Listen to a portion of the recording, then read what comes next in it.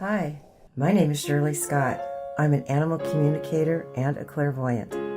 We are hosting a forum for discussion with working professionals and independent energy healers, each of them living and working a life of service to the world. During each program, we intend to bring you many glimpses and in-depth conversations from the world of frequently misunderstood phenomena to increasingly mainstream concepts. As it turns out, the paranormal is way more normal than we ever thought. It is our intention that we bring you knowledge you need when you need it. I believe in this life and the next. We are all in this together. Life is as bright as we make it. The producers, myself, and our guests ask that you watch with an open mind. Nearly 20 years ago, when I started my spiritual journey, I wished for a program like this, and now I've been guided to help create it and share it with you.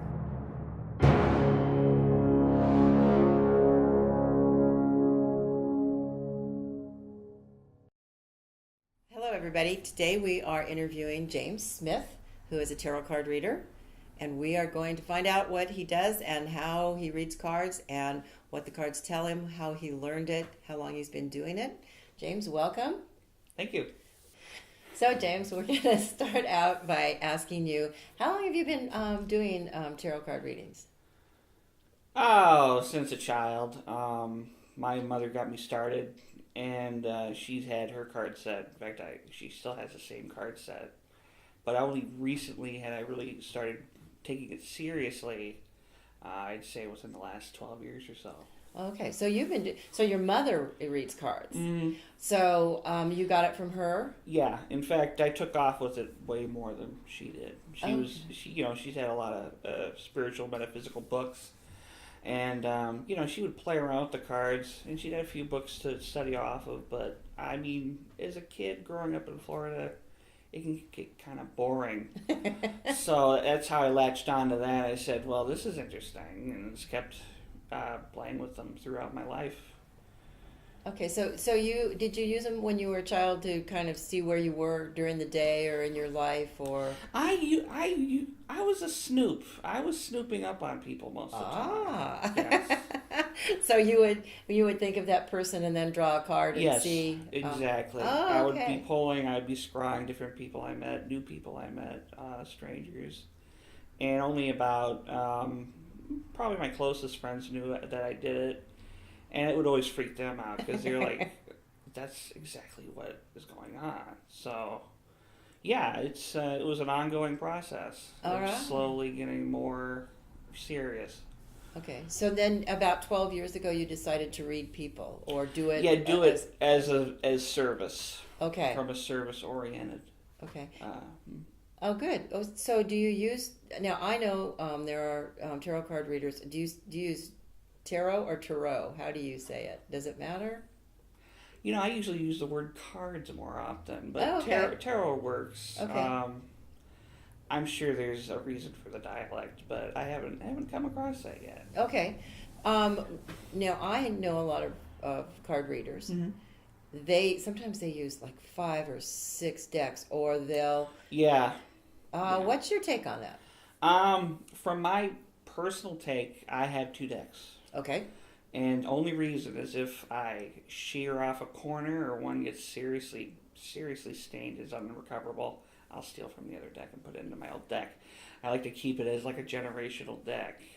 And the deck I have right now is as old as I've been taking it seriously for 12 years. Wow. So it's very nice, very warm, very worn, but it's got some replacements in it. Some card readers that I do know that they use other decks for different perspectives. Certain oracle cards, there's less of them, so they can get straight to the point with less of a size of a spread, 1 or 2 cards, versus 10 cards for a Celtic cross spread, which is what I do. Okay. Celtic cross spread.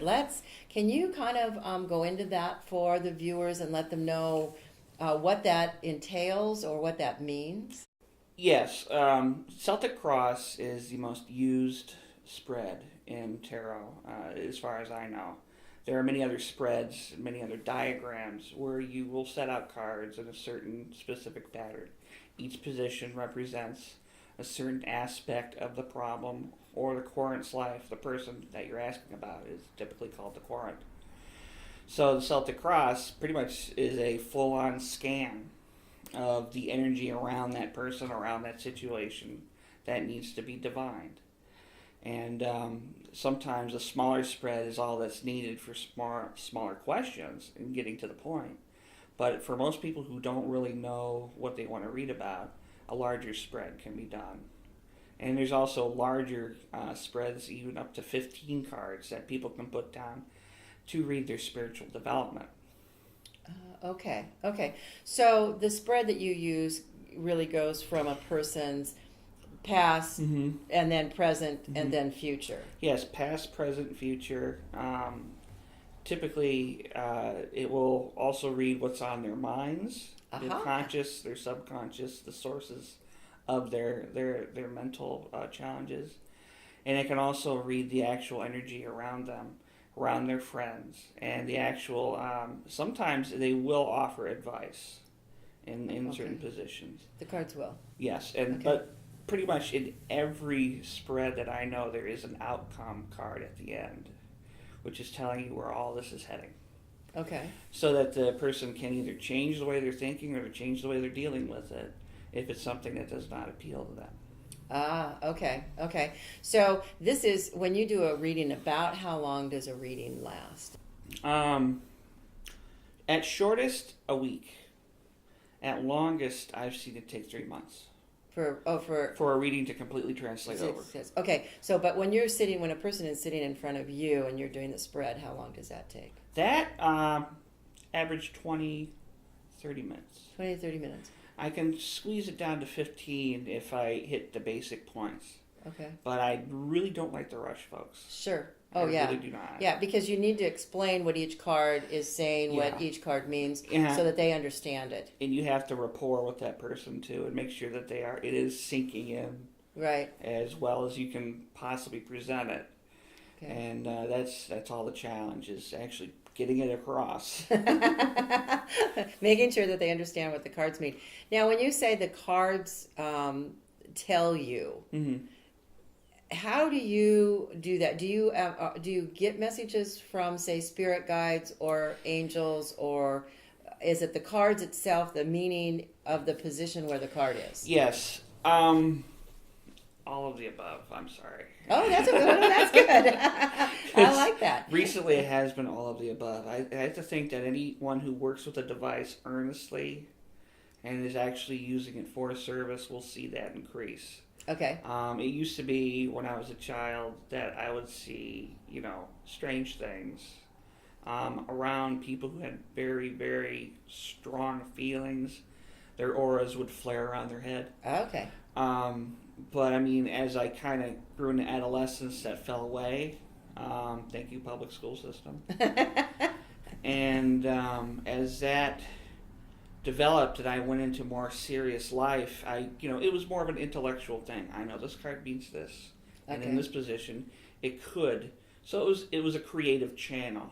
Okay. But the recent developments, it just opened up much, much more as my spirituality changed, and as my spirituality grew into a more service-oriented channel, it just exploded. So. That's just how that went. And so when you say that you're, and I know this, in spiritual growth, what we believe last week we might learn is something new next week, yes. Because in spirit, it's always changing. It changes with the times. A lot of times in religion, it doesn't change. It's a set in stone thing, and it's always that way. Where in spirituality, I find, it's like, wow, that's a new belief, or that's a new system, or that's something new that Spirit is telling us is changing now, because the energies are always changing. Right? Yes. Yeah. It's a churning ocean of perspective. And when you do a reading, when I do a psychic reading, I tell people, this is what I see, but you can change that. Yes. By changing your mind, your life, your choices. because God gave us free will, and that's the hugest part of the whole human race that we don't understand. Yes. And do you tell them, okay, this is what we see, and if you don't like what's coming, Mm-hmm. you have a choice to change that? Yes, that is always prefaced. Okay. And I mean, if I know the person, and this is a big issue for a lot of younger people, is that their anxiety about things, especially about the future, is pretty big, especially nowadays. Okay. And I say that you can have a really good result if you trust yourself to keep it, on the level, keep it relaxed, keep it on the normal, because I have literally seen people push themselves out of a good state being so anxiety ridden about the future and the past. Ah. And I find that to be a big anchor for, there are older people too, but the younger folk, most especially, even in my peer group, I'm around 30 years old, anxiety is a big issue. Okay. And that's kind of where the spirituality for me kicked that out. Right. For my benefit. So if there's something that I've learned, I pass that on right away. Okay, yeah, because when you step into your spirituality and you step into it, whether you're being of service or whether it's for you, you find out that if you live in the present moment, you don't have to worry about the future because it's just going to come. It's right there. It's going to come. Mm-hmm. So when people come to you, what are some of the biggest questions or the most common questions that they want answered? Ooh. Well, recently it's why is everything screwed up? Did you tell them because it's human? Yeah, I said it's human. Also, Mercury is in retrograde. Okay. And that'll be over very soon, thank God. Now, see, I was born when Mercury was in retrograde, so an astrologer told me it never phases you because you already born that and way. it can be, and that's the case. But I find that even in the New Age circles, you can have opinions and sacred cows and things that always are the way they are. If you're going to program a bunch of people to say, hey, everything this week's going to screw up, it's going to happen.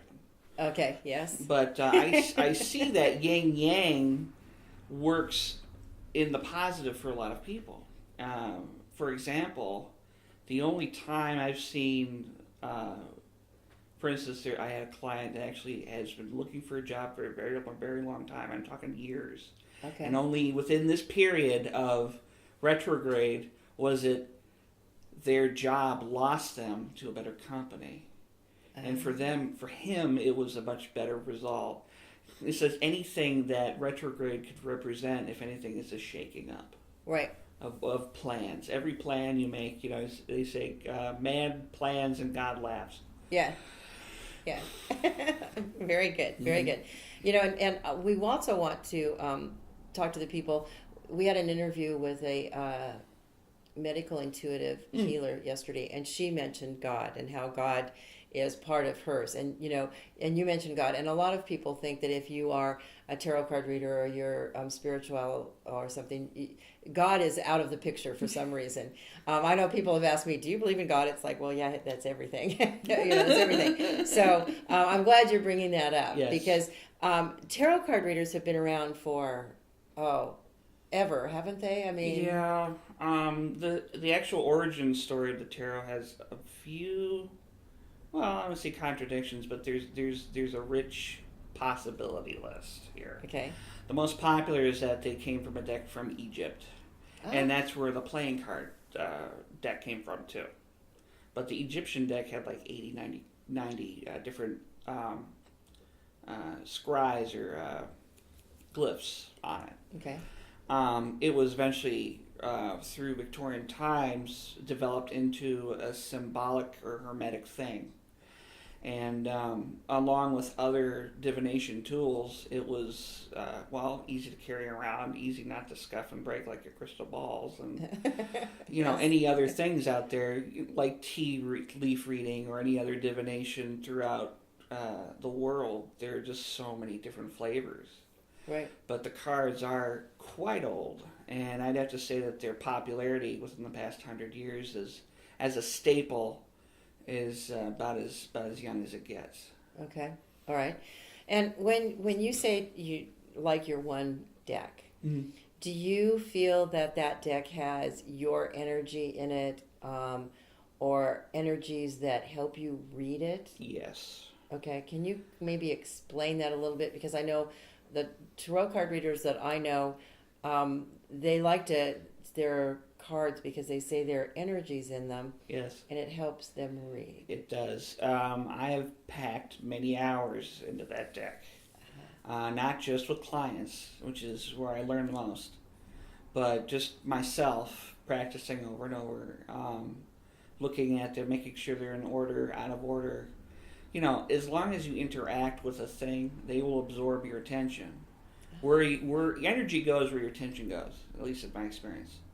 I agree. So when you have the attention of so many different people on the cards, they absorb all of it, especially from myself and the client, and you know any passersby. And the thing is that it's that deck, that card deck, and I mean they have lasted longer, and they have literally, you know, persevered where so many other of my newer decks have just either gone missing, you know, went out a window, caught on fire for no reason, you know, stuff like that. It's like the cherished thing, so I can only blame that energy, that mix. And of course, I do say a prayer over my cards pretty much over every before every session. Okay. And it's just a simple little prayer I came up with. Okay. A very simple one, very idyllic. But the idea is from service to service for the person's wisdom and healing. And for the most part, if anything were to imbue any object with positive energy, that would be it. Especially if you do it repeatedly. Right, right. Yes, and I love going into that energy part of it because the positive energy you put out, of course, can go into anything, or the negative energy that you put out. And people don't seem to understand that, and that's why we absolutely need to have positive thought, because that will help you through any situation, anywhere you go. And prayer, we have a. It's almost like everybody in spirituality that I talk to will say they pray or they give thanks, and they're in service to service. And that is something I think the public doesn't understand. A lot of times they say, oh, you're a reader and you're doing this for money. Oh, yeah. Okay, so you get that too. Yeah. Where what we want to get across to people is we do it in service. And money is energy in, energy out, just like if we charged you apples or oranges or anything else. Our breath has to be in and out. Right. And so when you're in service, that is a positive attitude that you are putting out there, that you are helping people, that you're there to help them, not to run their life, but to give them guidance. And I love the fact that you mentioned prayer too. Oh yes, yeah, because that's a big part. It is essential. Okay. You have to keep the dialogue going with everything, with the infinite. But I mean, it's just energy is such an intelligent force. It will literally obey every good or bad command you give it. So you should pile on the positive stuff as much as possible. And you tell your clients that too. Oh yeah. Yeah. Well, I can tell them that. If they hear it, that's up to them. But I repeatedly, it's a broken record. Right. Has to be. And do you find it, now I do find it hard, you know, I'll say you have to pick people, you really need to be positive, and they'll go, yeah, but, and right? And I'll say, but okay, you need to take that completely out of your vocabulary. Yeah, but needs to come out. Yes. Because most people would go, yeah, but what if this doesn't work? Instead of saying, oh yeah, but it's going to work. There, you know, and we humans look at things on the negative side probably 90% of the time. Because it's so safe. It's so safe for them. There you go. It's like, I know it's going to go wrong, so I'm right about it, so I'm safe about it, and that way I'm right. Well, do you want to be right in life, or do you want to be happy? I mean, I'd be happy and wrong all day. Yeah, exactly. You know? That's where I am with mine. It's not the right or wrong. Yeah. And the funny thing is, if you do actually shift to a positive paradigm, and you actually do shift, like find out that, hey, it takes just as much energy to condemn everything as it takes to make it happy and positive and possibility filled, then you start to notice stuff starts to sway that way. It will do it. I mean, a lot of people I've had to work with simply made that choice, and things just went so much easier. Right. But in retrospect to everything, I think that might be the largest and smallest boulder in anyone's development to deal with. Is that yeah? And I like to tell my clients it's almost like a frown or a smile. Mm-hmm. It takes more energy to frown Yeah. than it does to smile. Mm-hmm. And so, in a positive or negative, you really need to take that positive energy, because it really takes less energy to do that. Mm-hmm. So about how many readings do you do, say a month or a year? Or, A month? yeah. Oh, and can you do them over the phone? Yeah, I can. I do prefer in person. I have a bit of a hearing thing. Okay. I have to be near a person to get the rapport. In fact, as far as my intuition has grown, I've been able to do more foreign-speaking clients face-to-face. Okay. Because I can pull their intention out of Okay. their words. But over the phone works as long as it's not too long, because I hate just going, what was that? I'm sorry. It's like I have old man ears, but if I'm present with them, it works. Text over the internet has been the majority of my business lately. Oh, okay. As I like finding people in town, don't get me wrong, but Right. most of the people I've known, there are folks in Florida and people where I've traveled that I've met that just, they don't follow me everywhere. They're just at home where they are in the world. And I'd say it could be anywhere from as little as 4 people a month to as many as 14 to 25. Okay. It has gotten very, very busy. So when you do it over text, do they just text you a question and you tap into their energy? You ask the cards. Kind of explain that to our viewers so that they can get an idea of what that happens. I do get that question a lot. The most recent one was a gentleman in Qatar, or however you spell that Middle Eastern country. And he asked, I've never really done it over the internet before. How do you do it over text? I'd like to think that we have a massive communion, at least in the unconscious. I'm a very big fan of Carl Jung. And Carl Jung believes in a large, massive subconscious mind that we all share, or at least can share. I also like to think that along the works of Dr. Pearsall, who studied the human heart, because he was a heart transplant, more of a psychologist, but he was involved in the transplant process, that our hearts have a modality that communicate to one another, even if it's over miles of distance. It is a network. I don't think we are separated just because we're interpreting symbols on the screen. Otherwise, it wouldn't work, and it does work. Okay. Readings do work. However, as long as you keep the target in mind and their service in mind, it eeps out just as normally as a normal reading would, face to face. Okay. When I do a reading, I tell people a lot of mine is telepathy, of course, because it's energy and there is no boundaries. It's like electricity. There's no boundaries. So when somebody is texting you, or I get readings over email all the time, and you just tap into that. Some people go, well, how do you do that? It's kind of a natural thing because it just kind of comes. It's like turning the light on, I feel. And so it's very interesting that you can do that over, the internet too. And then you just do a spread for them. Yeah, I do the spread, Okay. and I just type it out like a story, the whole interpretation, Oh, okay. how I feel it, PDF it, send it right back. And the thing is, they like to have the text there to hold on to, and that they don't have to keep asking me questions about, what was that again? Because it's all there, right?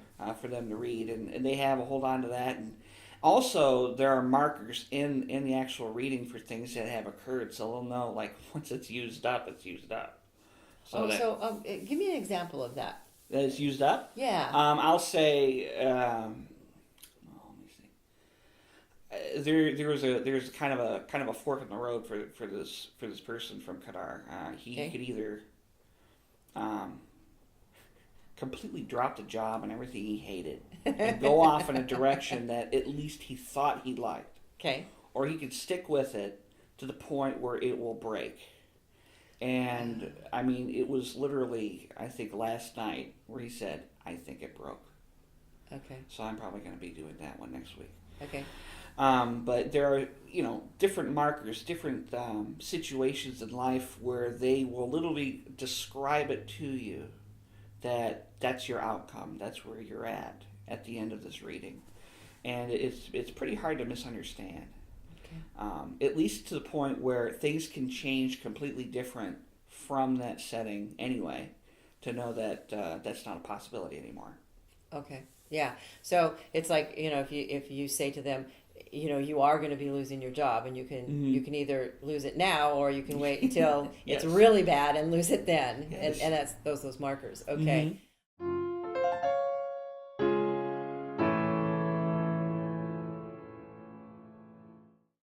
Why don't you tell us one of your favorite stories about a client, or a client that is maybe, got some problems, or, something fun that goes on. Oh, God. Uh-oh. Oh, man, if she watches this, I have to say the most archetypal client in romance. And I don't want to say that she's just like a copy of everyone's problems. It's like she's hit every single dilemma that you would find in a romantic comedy possible. I met her actually here in Walla Walla, and I've kept her for at least, I think it's been 3 years now at least. And we're good friends by now, but she started at she had recently lost her mother. And she was in so many personal problems with her romantic life. She didn't know which way end up was right. And I mean, she had experience dating, etc. And she wasn't necessarily someone that you'd call, a wallflower. She's a very active, very forward person. And it was literally the exact same relationship. Every reading was almost, at least I have to say 7 readings, were different cards saying the same damn thing to her. Is to slow down, find out what you like first, because you'll be really surprised. People will list out what they want in a car more than they want in a prospective mate. I mean, you know exactly what you want in a new car, but you're dating somebody. Oh, he has a nice smile and he likes me. Not to mention, taxidermy and cutting off animal heads or something. It really bothers me. He's a little violent. Well, maybe you should critically analyze that. Make it not make them feel little or belittled, but call attention to things that may be trouble. And the thing is, she's always rushing from one thing to the next, and literally she would not slow down.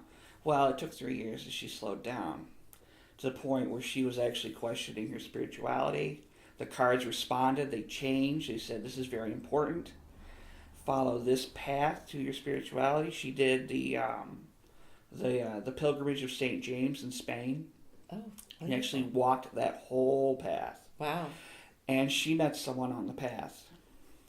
So literally, from that germination, spirituality and her being settled with herself, all of her losses, and I'm telling you, the cards pointed every single signpost along the way, that she reached that point of where she's actually with this person in Spain. Figuring out how not to be so dangerous and rambunctious. She's actually settling down, thank God. And that's a new lesson for her. So right now it's all about learning how not to be so defensive and slowing down and taking things easier. Mm-hmm.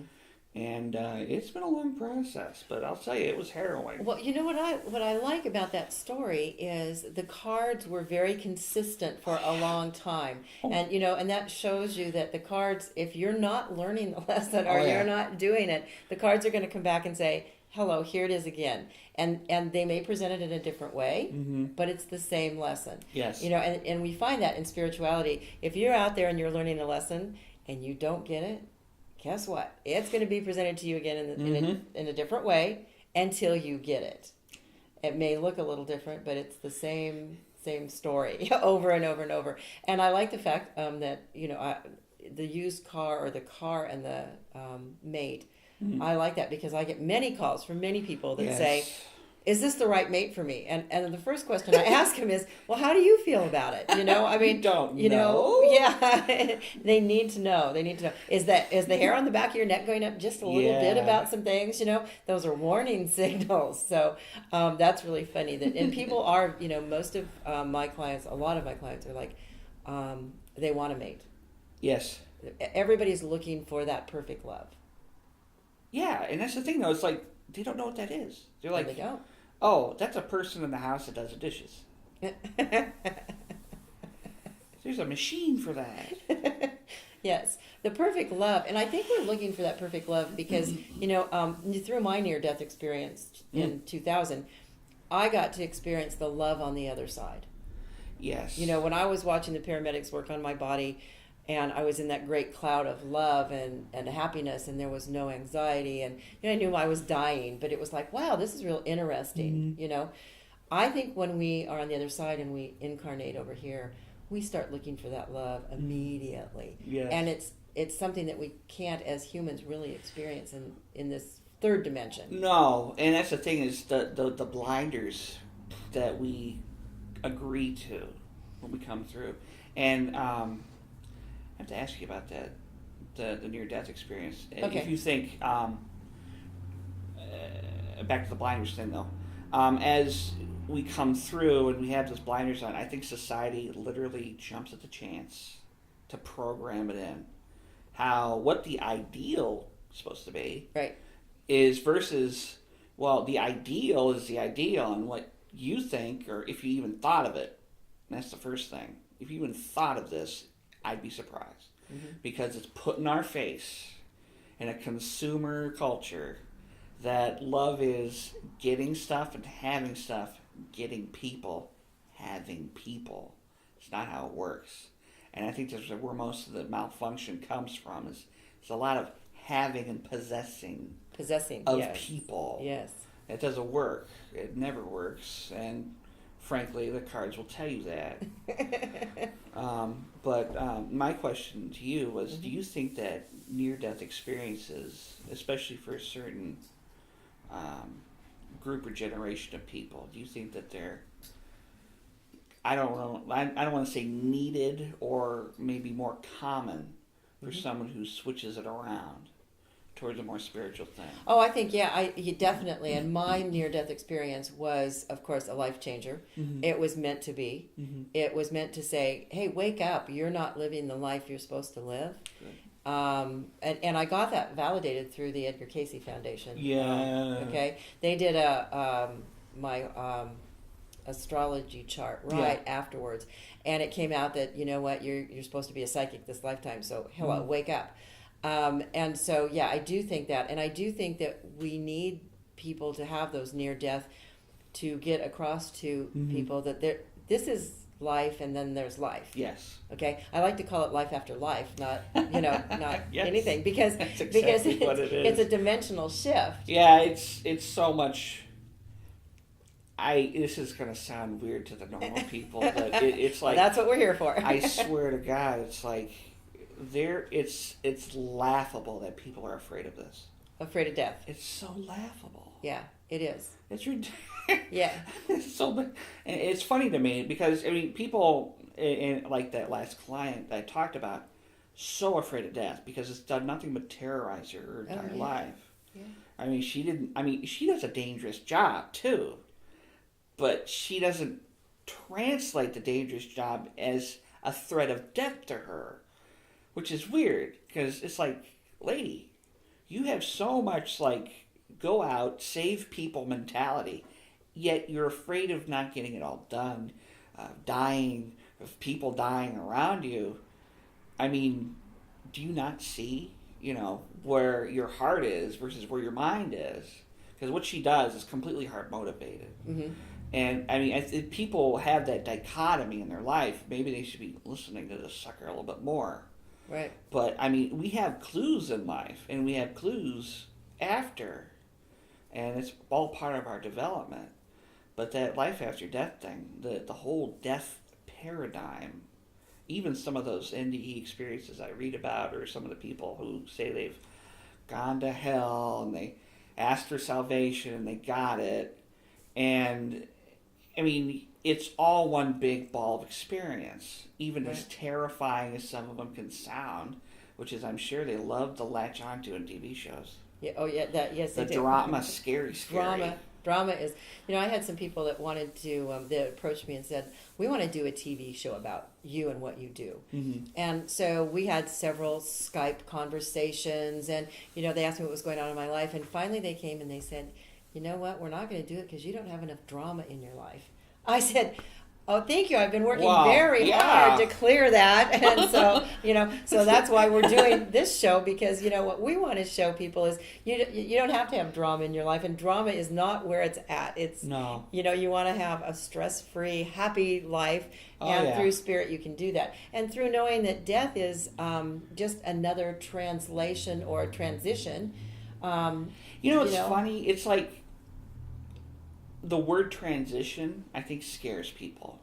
You might be right. I think it does. I think the best way to put death is the easiest thing you'll ever do, on purpose or on accident, ever. It's so, I don't want to scare anybody, but it really is misunderstood.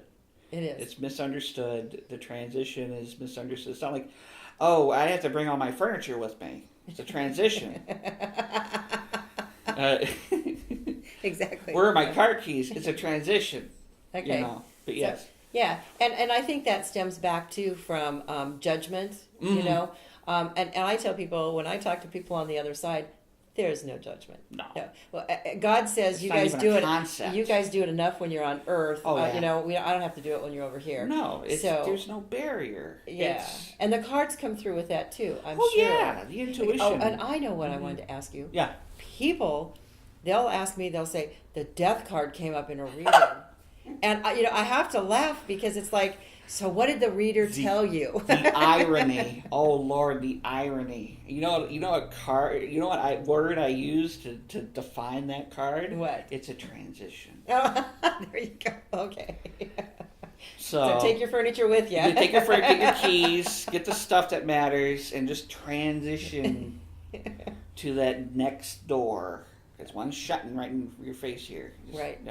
Don't get all freaked out. Right.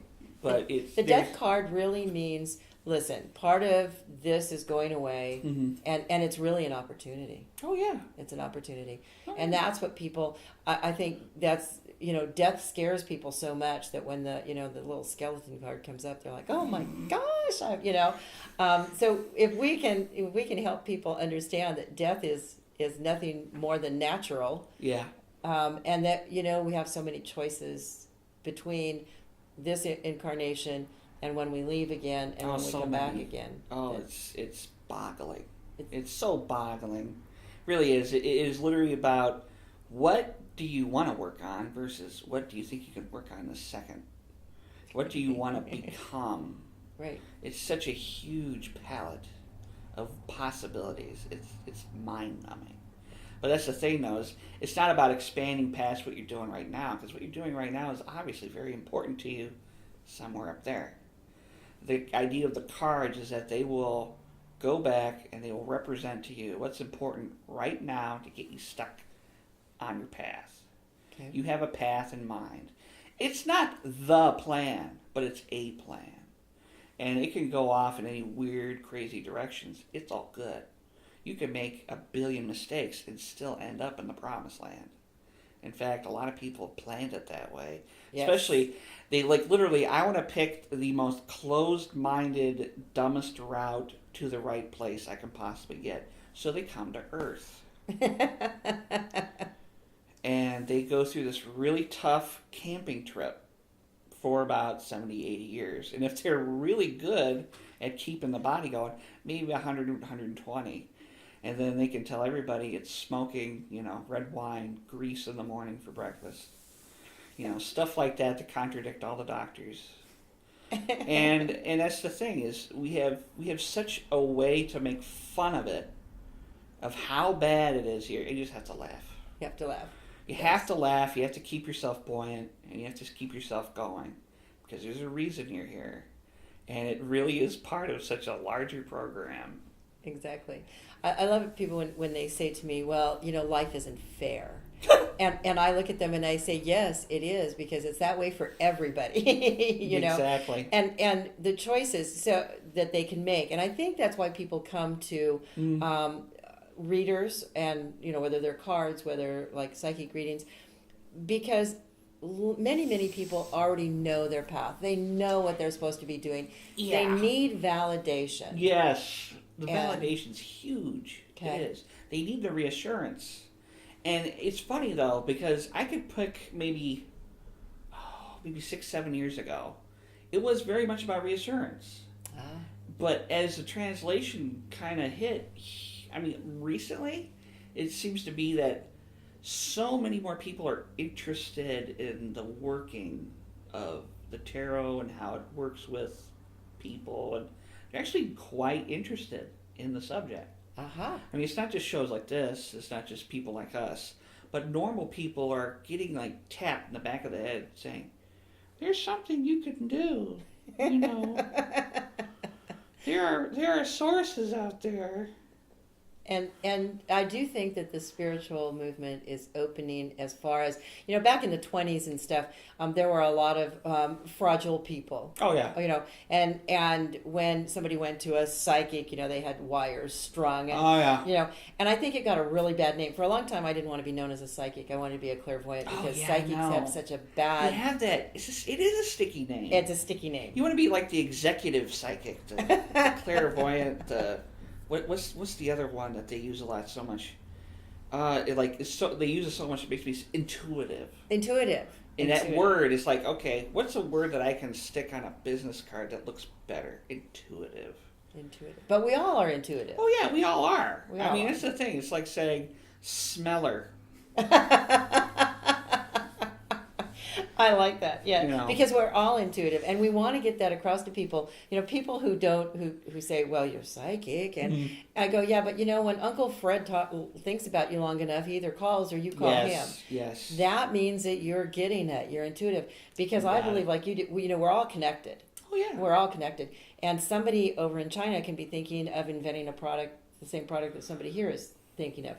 So people, I think, are starting to get this energy flow. It's an energy thing, and if it works in one area, then it has to work in the other, because of the way the Earth works altogether anyway. So it's a matter of you can't split hairs like that. Oh, no. So, yeah. We're so good at making boundaries anyway. Why make more? Oh, yeah. Yes, we are. We're so good at that.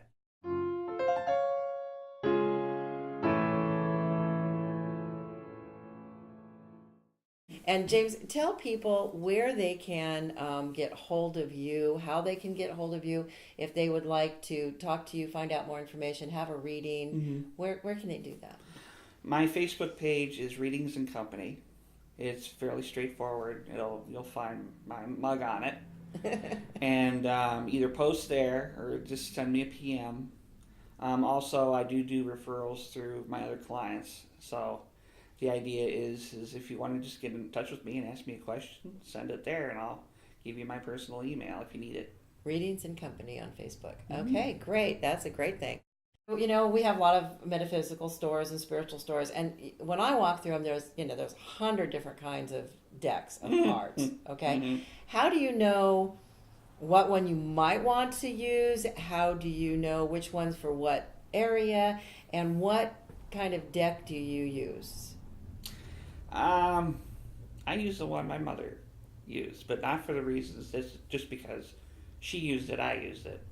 I use the Rider-Waite deck, and a lot of them are printed using this really ugly 4-color process.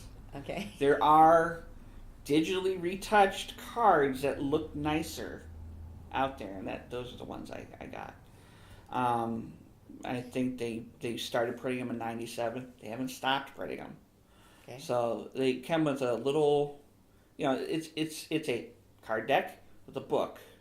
I'll tell you, if any book was written about the bare minimums to knowing anything about the tarot, that's the book it comes with. Okay. Black says tarot, there's a magician on it. Everything that you didn't need to know about the tarot underneath there somewhere.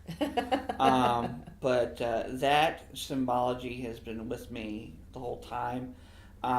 When it was kind of apparent to me that I needed to take this seriously, I did look for a new deck, and the sucker fell off the shelf and hit me.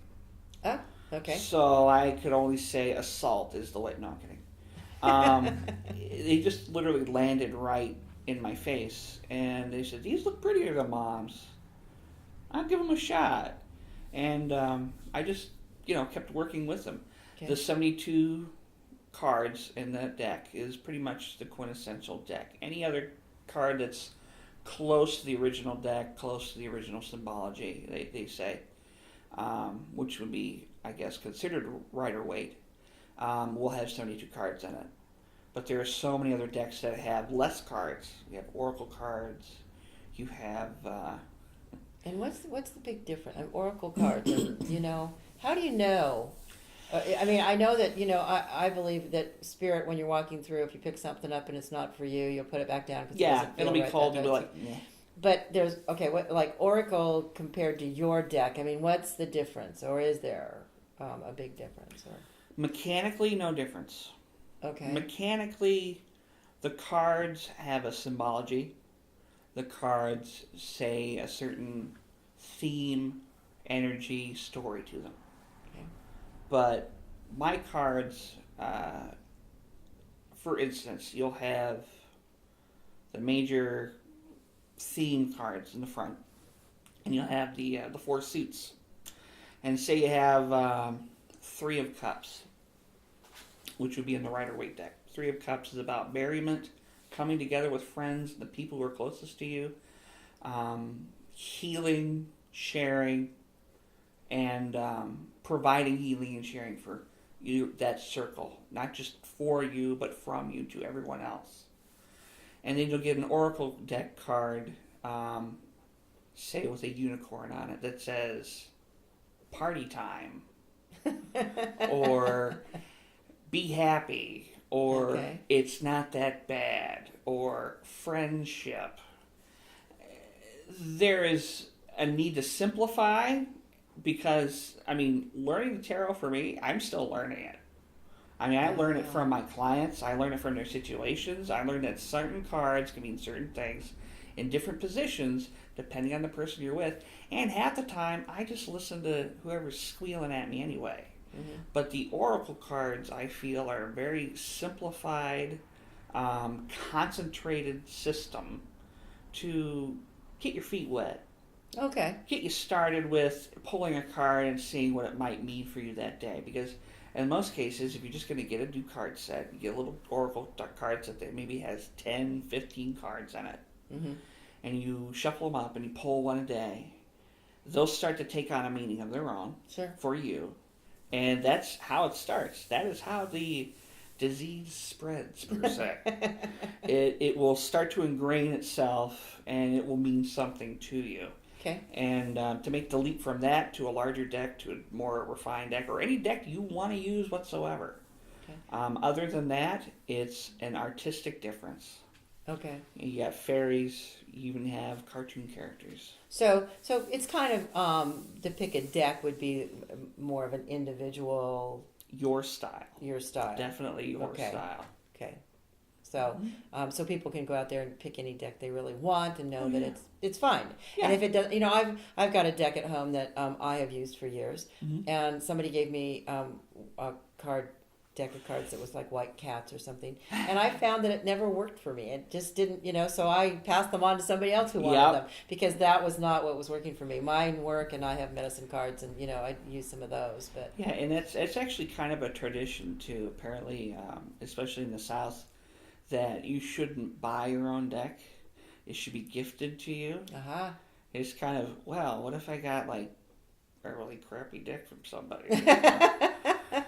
That's what I always question. But yeah, it is kind of the thing. It happens. People think that, oh, this looks pretty, but they don't work. Yeah. So of course they get given. So what you would say to somebody, if you're going to go out and you're going to buy a deck, it doesn't really matter what it looks like as long as it works for you. Yeah. And if it doesn't work, if you're not getting the messages, it's probably not for you. No, you got it. Okay. So sometimes, it's clear that a deck isn't working for you. How long should you give it, a week or 2 weeks, or how long should you keep a deck that doesn't seem to be answering your questions that you want? I find that to be a loaded question because, one, you can have a deck that scares the crap out of you. You want to keep that deck. Because it's telling you the truth. Yes. You want to keep that deck because it's telling you the truth. If you have a deck that tells you everything you want to hear, you want to give that deck away. Not to literally be, like a curmudgeon about it, but if it's honest and you're really thinking you're getting a truthful response despite the emotional return, yes, that is the deck you want to keep. If you get absolutely no connection, you're like, they're just a bunch of cards, they don't do anything. Well, if they're not doing anything for you, they're useless. They may do something for someone else.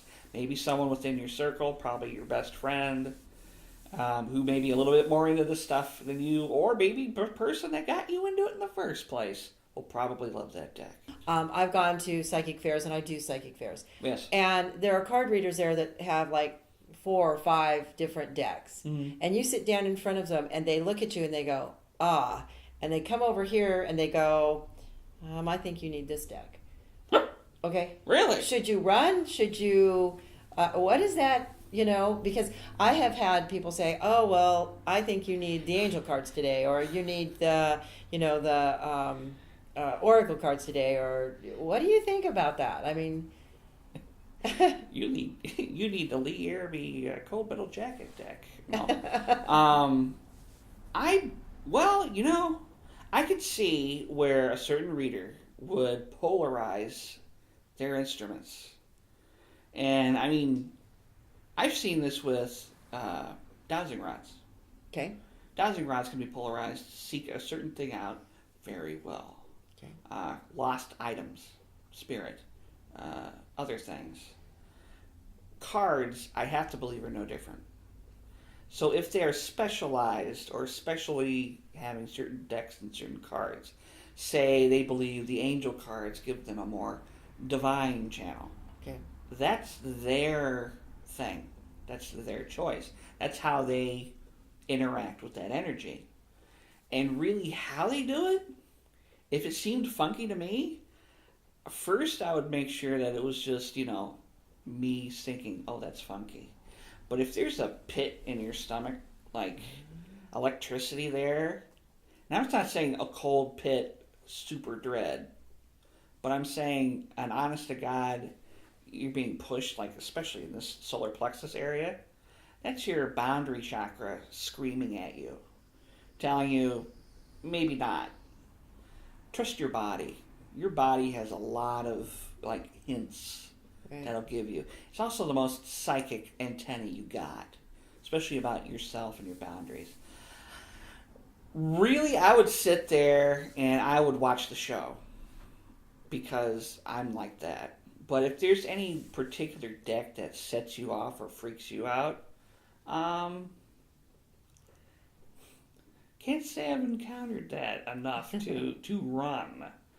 I mean, we have people, there are priestesses and shamans that use innards for this. They cut an animal open and they look at their arranged parts to scry the future. It's not, that's a cultural thing. And it's almost the exact same divination system. Okay. Even though it's ancient. Right. And messy. And we don't do it here. No, I wouldn't do it. Boy, Okay. that'd get expensive. Yeah. But, even from that, people go to that to get, the answers. Okay. And I feel that any one deck really, unless it has been abused beyond contrition and you have a serious feeling to respond to that, listen to yourself. Right. And no, because, people they can do weird stuff. Yes, they can. Well, and I always tell people anyway, listen to what your body is saying. If you go to any reader, it doesn't matter if it's a card reader, psychic reader, and you are not feeling right, when you sit down in front of them and it's almost like they scare you or there's just something that is not right, it's okay to say to them, you know what, I've changed my mind. I might be back later. Or I don't feel comfortable right now. Yes. Most readers who are in service, who don't have an ego, will say, oh, I completely understand. Please go look around. Obviously, our vibration is not matching. Yep. And the reading for me would probably not be that good anyway. No. Because, that there's not a match there. That's why I say we need as many card readers, as many psychics and everything as we can get, because there's so many people on this earth, and not all vibrations match with each other for a reading for that person. Have to serve the diversity. Yes. So, James, you keep talking about these days. You have said it a couple times. Go into that a little bit more. Do you think there is a cultural transition, here that word is again, going on? Do you think that these days are different than what days? Explain that a little bit. Yes. Recently I have noticed a change. Not just in About my clients. how recent? Can you... Late 2010 to now. Okay. It got really crazy in 2012. Yes, it did. Just now, it's starting to relax. Okay. But it's an easy relax. There's still a lot of chaos. People are reeling from something invisible that is going on. I haven't pinpointed it exactly myself. I would hate to give theories, because theories about the ephemeral world and all that stuff is nice to read, but how does it apply to people living in the world today? It doesn't, unless you can comprehend it. But how it is affecting people. Some of the most closed-minded, skeptical, and literally stubborn people I ever met are waking up spontaneously. And boy, is it annoying to them. I laugh to death. But to them, when they give me a prophetic dream and then they scream about how it happened, it's like, well, welcome to the club. They don't want to hear that, but welcome to the club. We're waking up in camps, it seems. And people that, used to be at each other's throats about different opinions, especially about, like world events and politics, they're coming together now, at least in the channel of the status quo doesn't do it anymore. Right. Okay. And it's an uneasy topic because there's so much conflict about it in the media, and there's so much conflict about it. People talk, they just talk, at the water cooler, blah, blah, blah. There's no, heart investment in the conversation about where is it really leading.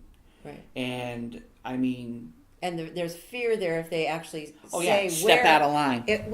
I find that if people are talking about it, it's like there's enough fear if I mention where I think it might be going that I don't even want to mention where it might be going. Oh, yeah. But waking up, I want to let the viewers know when we say waking up, they're waking up to understand that there's more to life than a job. Yes. There's more to life than believing that you have to believe in one certain religion or government or entity or whatever that is. They're waking up that there is much more out there than just our body, and we're learning about energies, and science is learning about all sorts of stuff, and it's changing belief systems throughout the world, because we're finding that what we have been taught for generations is not always the truth. Yes. And that's hard for people. That's the worst thing in the world. Change. I mean, that's the thing, is that change, that dichotomy, all that stuff, moving aside into this weird, I don't want to say weird, it isn't weird. It's a natural shift, this feminine kind of ideal of taking it all in and mulling it. I mean, that alone has been changing scientific advancement in the past 3 years more than it has in the past 30. I mean, Right. Just last month, a university in Japan grew a lamb out of an artificial womb. We have artificial wombs now. A science fiction idea. Right. Right. That they thought, oh, we'll never get it. Yeah. Well, and I tell people, if you imagine it, or if it can be imagined, it is something that can be manifested. Yes. And we get that knowledge from the universe. We have all this knowledge. The problem being human is ego gets in the way, or we use it for a negative, some sort of, let's take it to war, because there's greed. War is greed, of course. True. And so, but what we're waking up to is the fact that we don't need to do this anymore. We don't need to do life how we've been doing it for generations and generations. And it's the thing. And so you're noticing that in your readings, and people are saying, this isn't as far out there as it used to be. You're not a gypsy on the road, taking people's money just so you can survive. There's an actual meaning to this. There's actual life in these cards, and people say to me, "How do you know that?" Well, it's not me knowing; it's the universe knowing and coming through, telling you. You already know this. We're just a conduit validating and helping you see it. Yeah, we're cosmic telephones. I like telephones. That. Yeah. I mean, we're, you pick us up, we go. I mean, I don't know what's coming out of my mouth half the time. I'm sorry. If I did, I'd screw it up. There you go. Literally. Yes. If I knew, I would screw it up. I would translate it wrong. If it wasn't just on and flowing out, like literal metaphysical vomit. Exactly. Well, in a good way. In a good way, yes. It wouldn't work. Many people ask me, they'll call me, get a reading, and then, a month or even 2 months later, sometimes a week later, they'll say, "Oh, I'm back for another reading. Do you remember what you told me about?" And I go, "No, because I'm out of the way. I'm just letting it flow through, and whatever comes out, comes out. And I don't even, That is exactly 100% of the reason why I love to do my readings and type them out. Because it's all there. I can remember it. I can pull it up. I can, get the catalog out. And I'm pretty sure that's the reason why so many psychics have videotaped their sessions for years. Is so they have a baseline. So they know, and in some readings you can remember, you'll remember a little bit here, a little bit there. Yeah. Especially if it's a huge aha moment for you. Yeah, for me, but for them, they might have would have been, oh, I remember the part about the duck. What duck? Yeah, exactly. As an animal communicator, I would remember that. Oh, see, yes. Worm farm. Yeah. So the days, and I have noticed it too, people are changing nowadays. They're opening up more to this. And that's one of the reasons we're doing these segments, so that people can get a little deeper and get a grasp on, I am not weird. Yes. Telepathy's been going on since mankind, whenever we got here. A lot of all of this intuitions have been going on for millions of years. And people go, well, you haven't been here that long. Yeah, we have. Yeah, we have. I'm sorry, folks. Yeah, get over that one. So everybody, it seems like that I talk to, they're opening up. They want to know more about it. And that is a good thing, because it is more natural to have a psychic ability. It's more natural to have an intuitive ability than not to, or than to shut it down. So people out there that are saying, oh, I'm starting to see things, or oh, I'm starting to hear things, we want them to know that, good, keep it going. Good. Don't let the public school system or the government Yeah. or anybody tell you that that is strange or you shouldn't do it. Do not invest the energy it would take to block it anyway. There you go. Because it takes way more time to deny it than to just let it out. I mean, it's so much easier just to rely on the senses you've been given than learning math. Yes. And I'm talking like 2 + 2 stuff here. It's all there. And I mean, as a kid, I did use my intuition to solve math equations. I didn't write it out. I was just like, that's what it is. And it literally, I mean, I think that was built into the teacher's rubric. Show your work. I got that too in algebra. Yeah. No, I can't do it more than once per problem. Yeah. But yeah, Yeah, it's all all there. in us. Yeah, it's all in us. So everybody needs to remember that. Algebra. That you had to have five steps, and I could do it in three. I almost flunked algebra because I couldn't show it. But so awakening is a really good thing.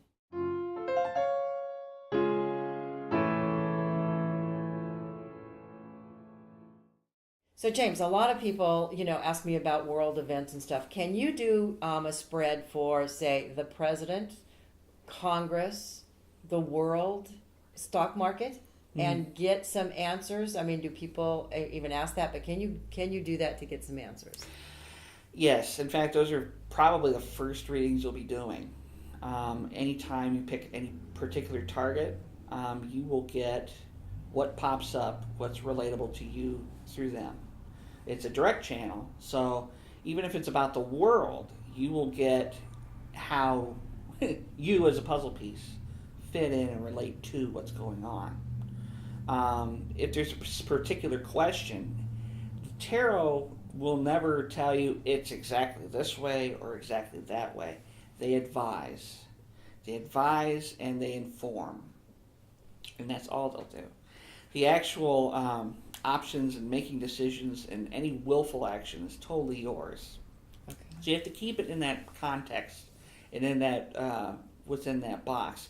If you're a person that has direct influence over the president, over the world, or over the stock market, yes, you will have a much greater framed reading about your actions and how it will be influenced. But if you're not, if you're a normal person and you're just kind of doing what you're doing, it will show you the trends in their activities and how it affects you. Okay. So if I were to ask you, is the stock market going to crash? Mm-hmm. Would it tell me that if I was not directly involved in the crash? Yes, it can. It can. It can do that. What it decides to show you is like the impact on you, even though you're not invested in it. Okay. It will affect the people who are, and there's an awful lot of the economy and business and corporations involved in the market. So it can downturn you in some way or form. But that's why everyone freaks out when it crashes. Sure. Anyway, so do people come to you, and this is another question, and people come to me with this, election years. Do you know who's going to be the president? And most of the time, I will get a hit, but I don't tell anybody. Yes. Past 3 times I've been right. Okay, me too. Yeah. But I have not, I don't put that out there, I think, because No. Spirit tells me, it's really none of their business. Exactly. It's like really, go out and vote or, jump around. Do your job in the civil, responsibility area. Right. But beyond knowing who it is and placing bets, which is why they ask. That's why they ask, yes. Well, yeah. Yeah, I don't go there either. No. If you want to place a bet, people, No. don't call. Go out on your Yeah. own. Use your own intuitive Mm-hmm. self and let the universe work for you, because we are not here to find gold for you. Yeah, trust me. We'd all be lottery winners, but I have a feeling that it still wouldn't work as well. Yeah. And we have to remember that money in the universal spirit looks at a penny and $1 million as It's both. the same thing. It's Seriously, you nailed it. It's the same thing. It really does. In my experience, every time you ask for a certain amount, it could give you more sometimes, but it doesn't see a difference. It literally sees abundance as having enough to do, having enough to do what you want to do when you want to do it. And sometimes it's not what you think you need. Exactly. But abundance is just that. And we have to get to that point where we realize that abundance means I have enough food in my stomach at this point. I have a roof over my head at this point. I have enough love. Because abundance can mean anything. It can mean love. It can mean security, So money-wise, if you have a penny in this hand, you have $1 million in this hand, it's the same to the universe. Yep. It's abundance. So Yep. good point. So Boy, I completely missed about abundance readings, but I mean, really, romance readings, abundance readings. Ah, It's yeah, funny. romance. Yeah, romance. Everybody comes with Oh, yeah. romance. Oh man, Loads. they want romance right now. Oh yeah. And you're right. They don't know what they. I always say to them, "Have you written down what you want?" Yes. Yeah, and they go, "Well, yeah, Oh, I thought I did. kinda." In You my know, brain. but they don't. I said you have to be specific. Yes. You've got to be specific. I had a friend that asked for somebody who would love her, Mm-hmm. and how did she put this? Would love her, be there, and be supportive. Okay, so she got somebody who loves her, who is there for her, but supports his other family, not her. So the supportive aspect of he's a very supportive person Nice. to somebody else Nice. because she didn't ask for her. So, Exactly. yeah.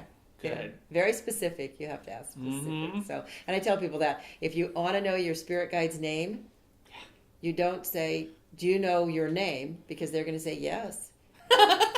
You're going to say, "Can you please tell me what your name is?" Yeah. She did that so many times to me. Yeah? I swear to God. I just said, "That's it. Your name's Charlie." Okay. Okay, your spirit guide? Yeah. Yeah. Yeah. I call her Charlie. This is it. She Yeah. doesn't And they care. don't care. They don't care. Don't give a damn. Spirit guides don't care. You can call them, "Hey, you." Exactly. Yeah. Yeah. Mine came to me because I knew he's Native American. Mm. And I had 3 Native American things on my altar where the Native American was transforming into an eagle. Oh. And Eagles are- yeah. 3 eagles is his name. There you go. And we also found out that he's a really live person. He walked with the Nez Perce. He was a Nez Perce chief. And he actually walked the land where I'm living now. That's why they brought me there. So, That yeah. makes sense. Yeah, it's Yeah. very cool.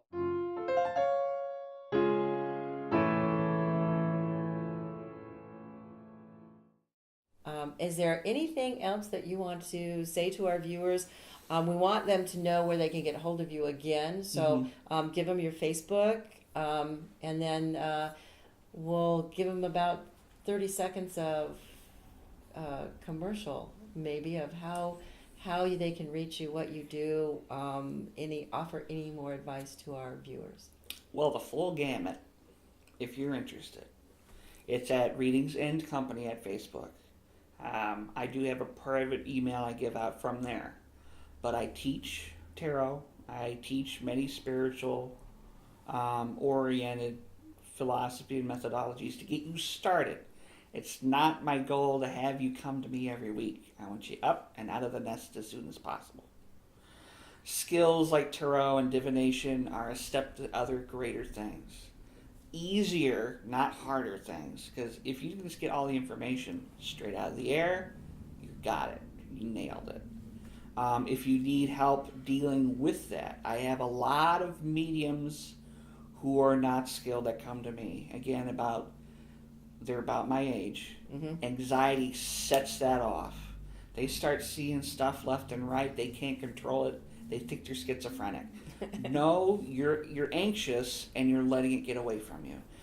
Skills like that, things like that, I can help you with. But I do go for self-sufficiency. I get you out on your own to where you can help yourself and help others. We need more service in this world. More now than ever. And I mean, they've been saying that for the past 20 years, and as long as I've been reading metaphysical books, we need more service-oriented people out there in this field or any other field.